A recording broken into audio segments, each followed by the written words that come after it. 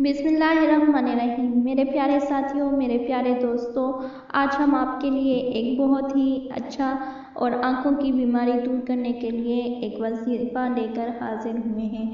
आज हम आपको एक ऐसा वजीफ़ा बताना चाहते हैं कि जिसको अगर आप करेंगे 21 यौम तक तो इंशाल्लाह आपकी आँखों की जो भी बीमारी होगी वो दूर हो जाएगी।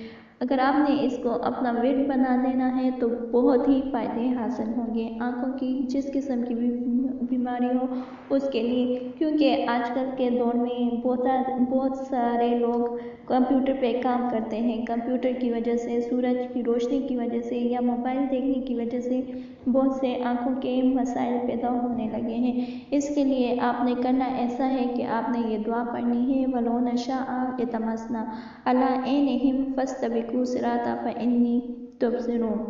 वलो नशाअ लितमसना अला ऐनिहिम फस्तबिकू सिराता फइन्नी युबसिरून। गुलाब के फूल पर 21 मरतबा दम करके रात को आँख पर बांधें और सुबह ठंडा कर दें। ये अमल 1 हफ्ता करें। या अर्के गुलाब पर आपने 70 मरतबा पढ़कर आँखों में डाल लेना है। अर्के गुलाब के चंद कतरे आपने आँखों में डाल लेने हैं और उसके बाद आपने सुबह नीम गर्म पानी से मुँह धो लेना है।